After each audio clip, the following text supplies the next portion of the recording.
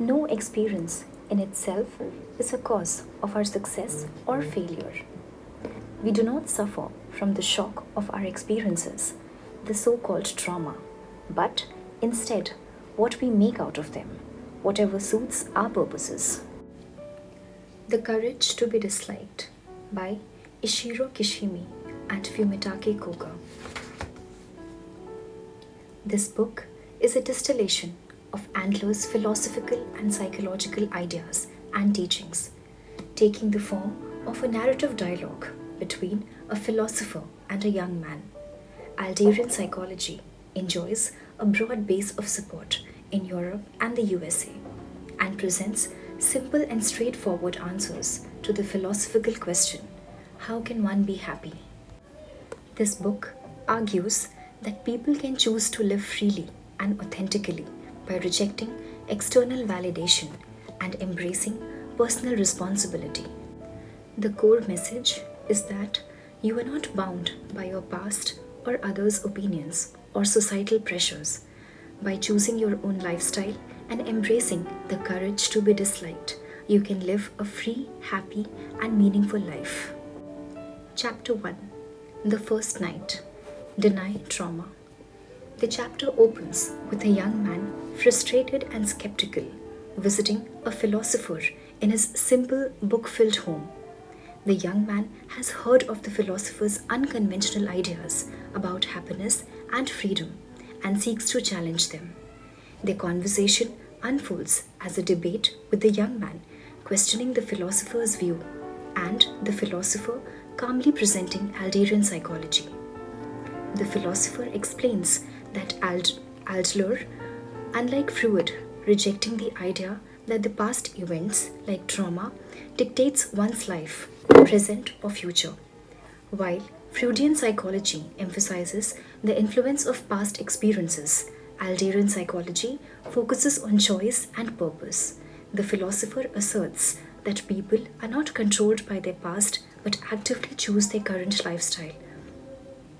The young man argues that the traumatic experiences shape people's lives, citing examples like childhood neglect or abuse. The philosopher counters with a provocative claim: trauma does not exist in the way people commonly understand it. He explains that it's not the event itself, but the meaning we assign to it that affects us. For example, a past event like a bad childhood isn't inherently the cause of current struggle. Rather, people use those memories to justify their present choices or avoid change. This idea shocks the young man who sees it as a dismissive of real suffering. The philosopher introduces the concept that individuals have the freedom to choose their responses to life's circumstances. He argues that people often cling to a deterministic view. That is, for example, I am this way because of my past, because it's easier than taking any responsibility for a change. By choosing how to interpret and act on past experiences, one can break free from self-imposed limitations. A key Alderian principle introduced is teleology, that is, goal-oriented thinking, versus etiology, that is, cause and effect thinking. The philosopher explains that people create reasons for their behaviors to serve their current goals. For instance, someone might say that they are shy because of the past rejection, but Adler would argue they are choosing shyness to avoid the risk of future rejection. This shifts the focus from being a victim of the past to being an active decision maker in the present. The young man pushes back, finding the philosopher's ideas hard to accept. He brings up extreme cases like victims of abuse to challenge the denial of trauma's impact. The philosopher clarifies that while he does not deny the pain of the past events, he believes people can choose not to let those events define their lives. This requires courage to let go of excuses and embrace personal agency. The philosopher introduces Adler's idea of lifestyle as the way individuals choose to live based on their beliefs and goals. He suggests that people adopt a lifestyle by around the age 10, but it's not fixed. Anyone can change their lifestyle at any time by making new choices. The young man is skeptical, arguing that changing one's entire approach to life sounds impossible. The discussion touches on how people sometimes use their suffering as a tool to avoid responsibility. For example, someone might say, I can't succeed because of my upbringing, to justify inaction. The philosopher argues that this is a self imposed narrative, and true freedom comes from recognizing you can rewrite it. The young man leaves the first night's discussion frustrated but intrigued, promising to return to continue the debate. The philosopher's idea have planted a seed, setting the stage for deeper exploration of Adlerian principles in subsequent chapters. Chapter 2: The Second Night. All problems are interpersonal relationship problems, continues the Socratic dialogue between the young man and the philosopher. This chapter delves deeper into Alfred Adler's psychology, focusing on the idea that all human problems stem from interpersonal relationships and introducing the concept of separation of tasks.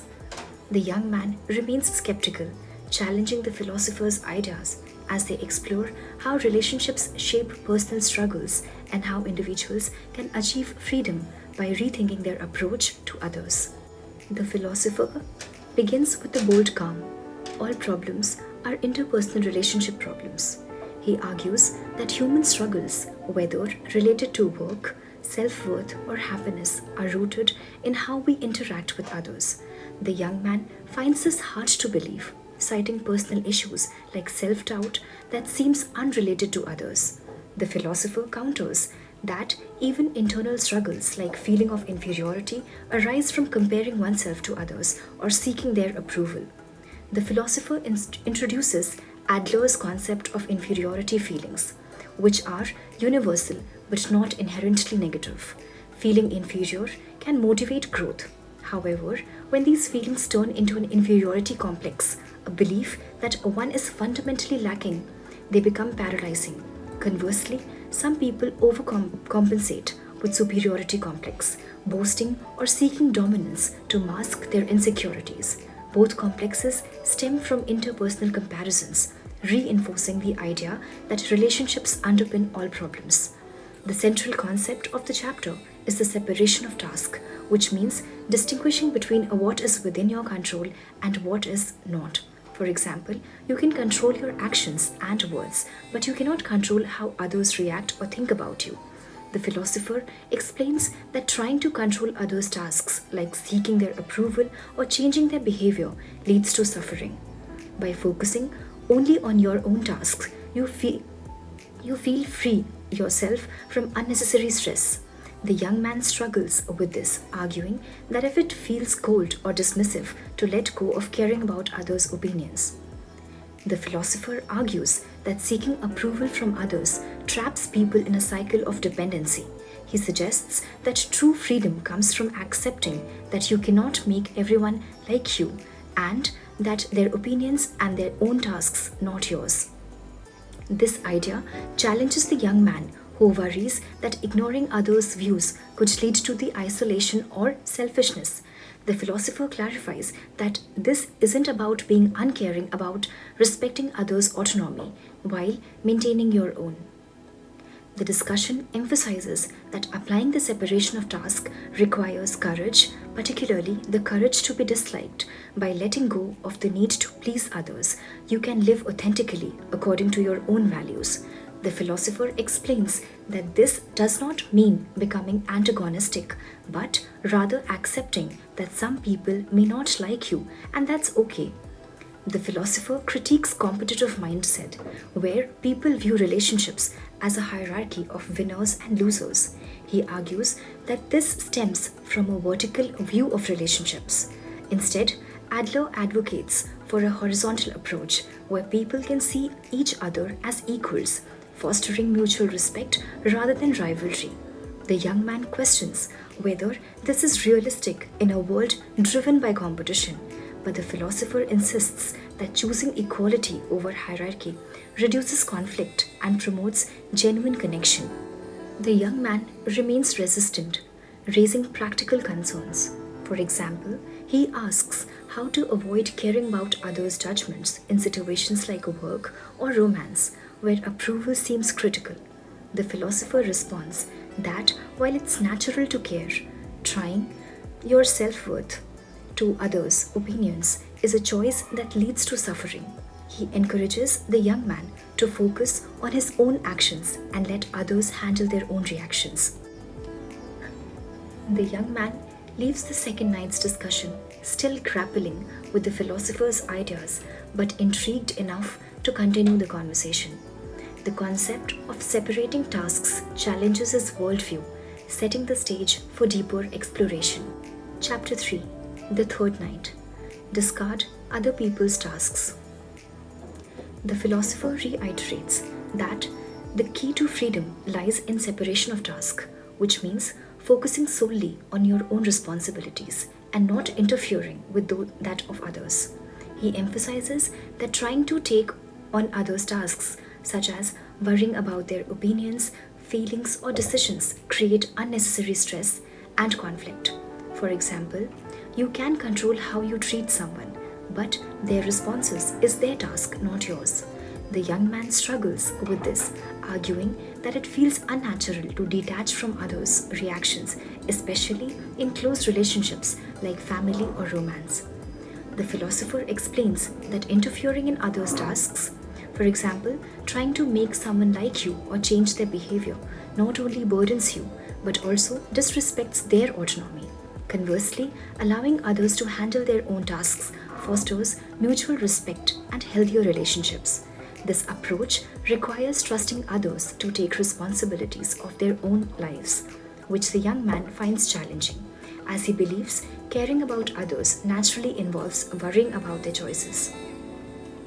The chapter reinforces the book's central theme, that is, true freedom requires the courage to be disliked. The philosopher argues that seeking universal approval traps people in a cycle of pleasing others at the expense of their own happiness. By accepting that some people may not like you and that this is their task, not yours, you can live authentically. The young man counters that being disliked could lead to isolation or conflict, but the philosopher clarifies that this courage doesn't mean being abrasive, it means prioritizing your own values over external validation. The philosopher provides practical examples to illustrate the concept. For instance, in parenting, a parent's task is to guide and support, but the child's task is to make their own choices. Trying to control a child's decision, for example, their career path, oversteps boundaries and creates tension. Similarly, a friendship or romantic relationships, you can express care and respect, but you cannot force someone to reciprocate or change. The young man questions how to balance caring for others with not interfering, and the philosopher responds that care should come from a place of respect, not control. The discussion shifts to the human desire for recognition, which the philosopher sees as a root cause of interpersonal problems. He argues that seeking praise or validation from others stems from a vertical view of relationship, where people rank themselves and others in a hierarchy. Adlerian psychology advocates for a horizontal approach, where relationships are based on equality and mutual respect. The philosopher encourages the young man to act from a place of self-acceptance rather than chasing external approval, which frees him from the need to prove his worth. The young man pushes back, raising real-world concerns. He argues that in situations like work or social settings, others' opinions often have tangible consequences. The philosopher acknowledges these realities but insists that tying your self-worth to others' approval is a choice that limits your freedom. He suggests that focusing on your own task, doing your best work, acting with integrity allows you to live authentically regardless of external outcomes. The philosopher introduces the idea of true freedom that begins with self-acceptance. By accepting yourself as you are without needing others' validation, you can approach relationships with confidence and clarity. That does not mean ignoring feedback, but rather evaluating it objectively, without letting it define your value. The young man finds this idea daunting, as it requires letting go of deeply ingrained habits of seeking approval. The philosopher uses relatable analogies such as comparing relationships to a dance where each person has their own steps to make the ideas accessible. The young man's objection mirrors common concern, making the chapter relatable to readers who might struggle with applying these principles in their own life. Chapter 4: The Fourth Night, where the interest of community lies. The philosopher introduces Adler's concept of community feeling, which is the sense of being part of a larger whole and contributing to it. He explains that humans are inherently social beings and happiness cannot be achieved in isolation.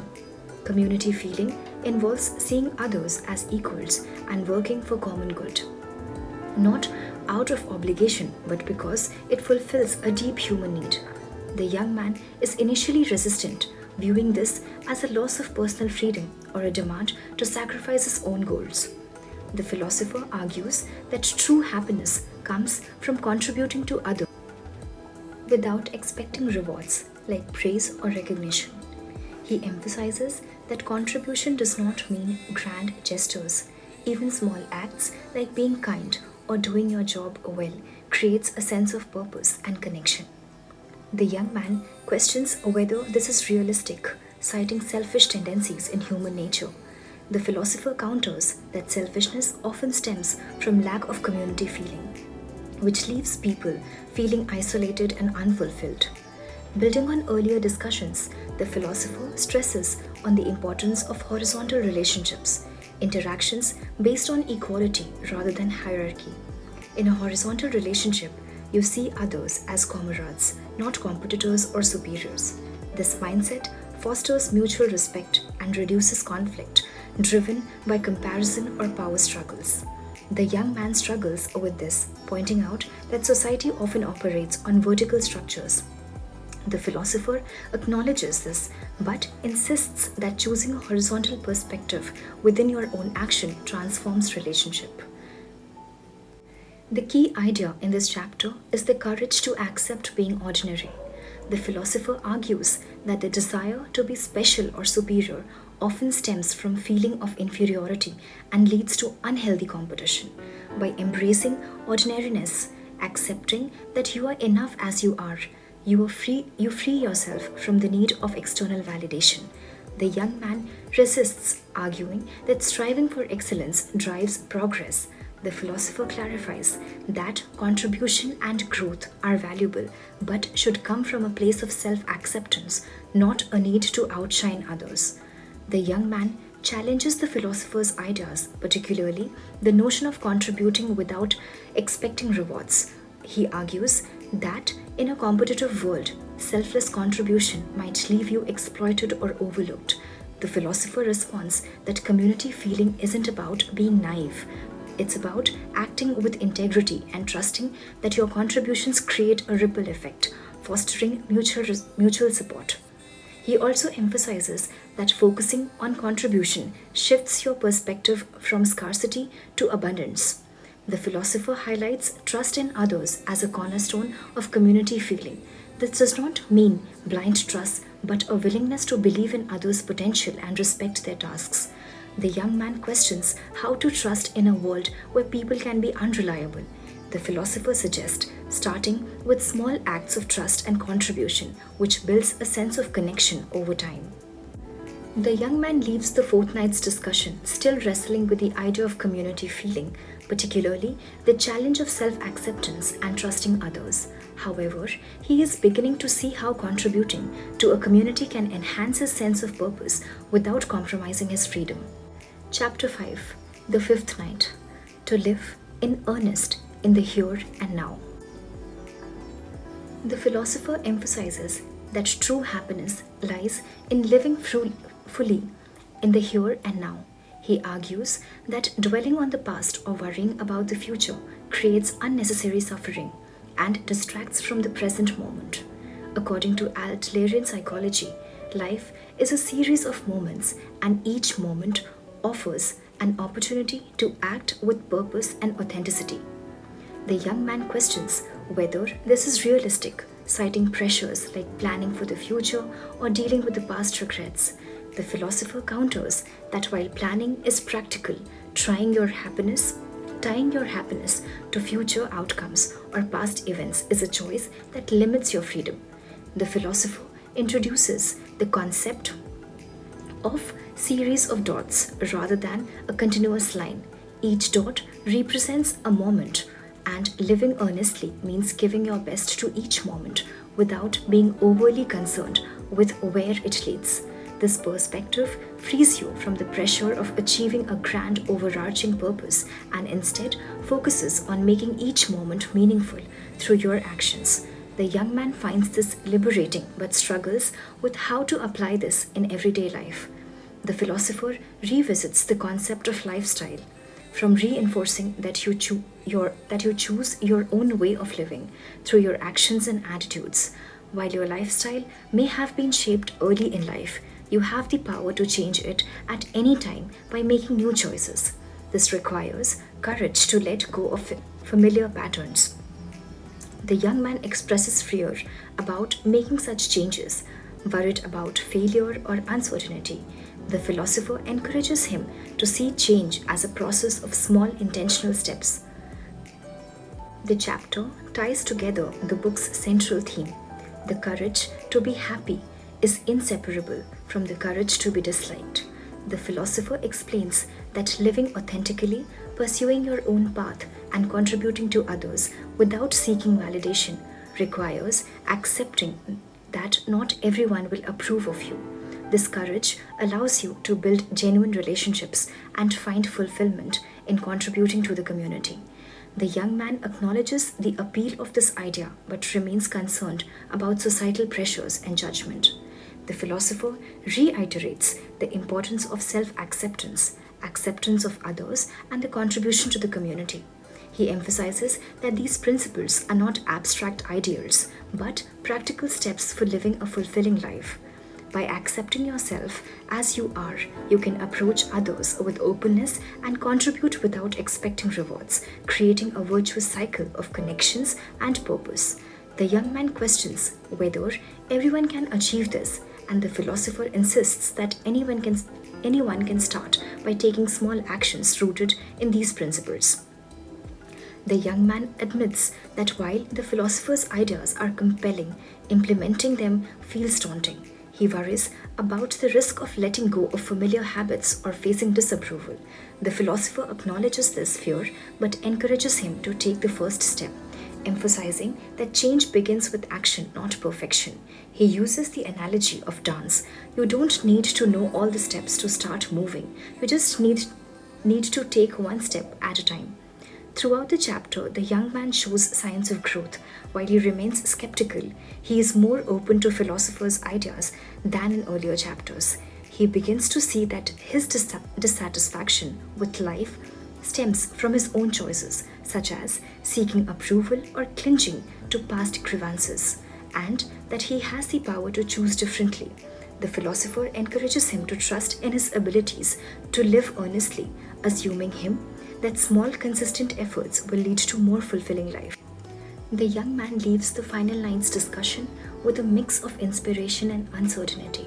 While he hasn't fully embraced the philosopher's teachings, he is motivated to try living differently, focusing on the present, accepting himself, and contributing to others. The philosopher concludes with optimism, confident that the young man has the tools to create a fulfilling life. This chapter closes the book on an empowering note, encouraging readers to apply Adlerian principles in their own life.